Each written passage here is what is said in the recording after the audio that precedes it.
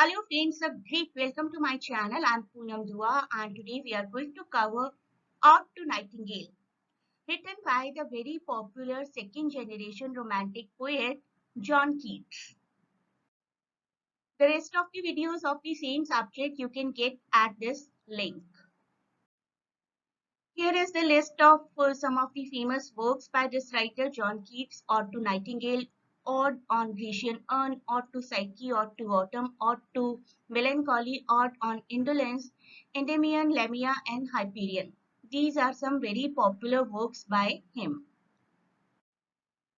आज हम बात करने वाले हैं Ode to Nightingale के बारे में. That is our topic today. This is a poem of which the setting is not completely known. Few people say that this was written in the garden of Spaniards in Hampstead, and maybe it was written according to a friend of John Keats जिनका नाम था Charles Armitage Brown. उनके according this poetry was written under a plum tree in the garden of Keats' house itself. ये Keats का घर है. Wentworth Place ये भी हेम्पस्टेड में ही लोकेटेड था. आइए जानते हैं पोएट्री का सेंट्रल फोकस, सेंट्रल पॉइंट क्या है. The poem focuses on speaker standing in a dark forest. कहीं पर भी खड़े हैं ग्रीनरी के बीच में. That we can imagine. We are not to worry कि whether it was written at a house garden or the garden of some inn. Listening to the charming and striking song of nightingale bird. कोयल को गाते हुए सुन रहे हैं. This provokes a deep and windy meditation by the speaker on time, death, beauty, nature and human suffering. इन सभी ideas पर वो contemplate करते हैं. टाइम पर, डेथ पर, ब्यूटी पर, नेचर पर और ह्यूमंस की सफरिंग पर. ये लाइंस, फर्स्ट टू लाइंस आपको बहुत बार आइडेंटिफाई करने के लिए आ जाती हैं, तो इन पर थोड़ा सा स्पेशल ध्यान देते हैं. My heart aches and a drowsy numbness pains my sense as though of hemlock I had drunk. वो कहते हैं कि मेरा हार्ट जो है बहुत पेनफुल है एट प्रेजेंट, और ऐसी पेन है जिसका मैं शोर नहीं मचा सकता. एक नम पेन है, एक ड्राउजी पेन है.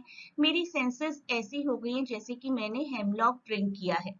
Hemlock is kind of a poisonous plant and he takes कि ऐसा लग रहा है कि शायद मैंने ओपियम ड्रिंक किया है. कुछ तो ऐसा जरूर हुआ है कि मुझे ठीक से होश नहीं है, ठीक से सब कुछ ध्यान नहीं आ रहा है. 1 minute passed and Lethe words had sung. लेथे एक रिवर का नाम है. The river in the ancient Greek mythological underworld that makes you forget everything. भूलने वाली नदी है. कह रहे हैं कि शायद इस नदी का पानी पी लिया है मैंने. इसी तरीके की बातें करें कि मैं एट प्रेजेंट बहुत नम हूँ. सो ग्रीक माइथोलॉजिकल स्टोरीज के हिसाब से लेथे रिवर के पास वो अपने आप को पा रहे हैं अपनी इमेजिनेशन में. एंड ही सेज कि मैं इस नाइटिंगेल से जेलस नहीं हूँ कि वो इतनी हैप्पी क्यों है. I am not at all N V.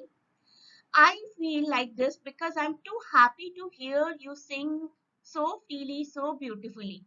वो कह रहे हैं कि मैं इस नाइटिंगेल को सुनकर बहुत ही खुश हूँ. एंड आई एम हैप्पी कि ये नाइटिंगेल जो है, she doesn't know, it doesn't know anything about the suffering of human beings. Human beings तो मॉर्टल हैं, एक दिन मर जाएंगे. हम लोग ह्यूमन बींग्स तो इसी सोच में जीते रहते हैं कि लाइफ बहुत शॉर्ट है और इस लाइफ में हमें क्या क्या अचीव करना है. लेकिन यहीं पर नाइटिंगेल और सभी बर्ड्स बिल्कुल इग्नोरेंट हैं. In they do live in the moment. At present जो मोमेंट है उनके पास, उसी में जीते हैं. वो उसी के लिए वरी करते हैं. नॉट लाइक ह्यूमंस की बहुत ज्यादा फ्यूचर की वरी करनी है, बहुत ज्यादा टेंशन है लाइफ की, डेथ की, सफरिंग्स की. No, nothing like that. Nightingale is happy and I am happy because we are able to hear the sweet song by the nightingale. ये लाइन्स भी बहुत पॉपुलर है. मैं इस पैसेज की सेकेंड लाइन की बात कर रही हूँ. I have been half in love with easeful death. यहाँ पर पोएट कहते हैं कि जैसी लाइफ हम ह्यूमंस जीते हैं ना, always full of worries, full of tensions, तो ऐसी लाइफ से तो अच्छा है कि डेथ ही आ जाए. Called him soft names in many amused rhyme to take into the air my quiet breath. Now more than ever seems it rich to die. ऐसा लग रहा है कि इस नाइटिंगेल के सॉन्ग्स को सुनते हुए ही डेथ आ जाए तो that will be a very beautiful death without any pain. Nightingale को एड्रेस करते हैं कि अपना जितना भी तुम्हारी सोल में जितना भी म्यूजिक है उसको पोर कर दो, तुम्हारी जितनी भी एक्सटेसी है, जितनी भी हैप्पीनेस है, pour it on human beings. And when I die you will continue to sing, तुम तो गाती रहोगी, आई डाई। बेसिकली वो ह्यूमंस की बात करें कि every human has to die, humans के पास आइडिया है डेथ का, एक दिन हमें मरना है, दैट वी नो। लेकिन नाइटिंगेल को नहीं पता, नाइटिंगेल हमेशा ही खुशी में ही गाती रहेगी।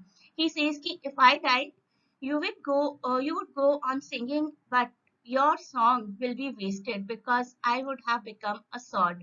मैं एक मिट्टी में कन्वर्ट हो चुका होगा, और मिट्टी यहाँ पर as a reference, as a metaphor use किया गया है for death. Immortality is the basic theme of this poetry. Nothing can last forever.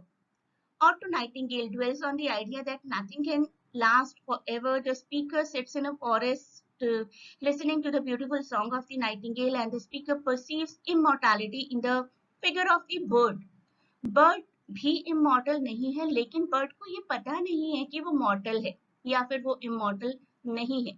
Bird को तो कोई आइडिया नहीं है। Bird is a creature that speaker believes is completely free from any kind of human anxiety about the inevitable death. And इसी वजह से Nightingale के song for centuries एको करते आए हैं। Eventually though even the nightingale will fly away, nightingale will also die one day, लेकिन वो deep sense of loss और वो सफरिंग, वो सारी फीलिंग्स नाइटिंगेल और नाइटिंगेल की पूरी कम्युनिटी को, बर्ड्स को नहीं होती है। ह्यूमंस ही हैं जो कंटिन्यूसली सफर करते हैं because of the additional knowledge that they do have. अब हमने इस पोएट्री को, इसकी थीम को पढ़ लिया है अच्छे से, मेजर लाइन समझ ली हैं। इस क्वेश्चन का आंसर दीजिए। Thou wast no born for death, immortal bird. In what sense is the bird immortal as compared to mortal man? यहाँ से आपको ऑप्शंस चूज करनी है ए बी सी डी में से। एंड दिस क्वेश्चन, इसको आई थिंक आप सभी लोग इजीली आइडेंटिफाई कर सकते हैं, not a tough question. With what does the speaker claim to be half in love in or to Nightingale? Out of the given options, please give me the right answer in comments. I hope you loved the video. Please do not forget to share and subscribe the channel and provide your valuable feedback in the form of comments.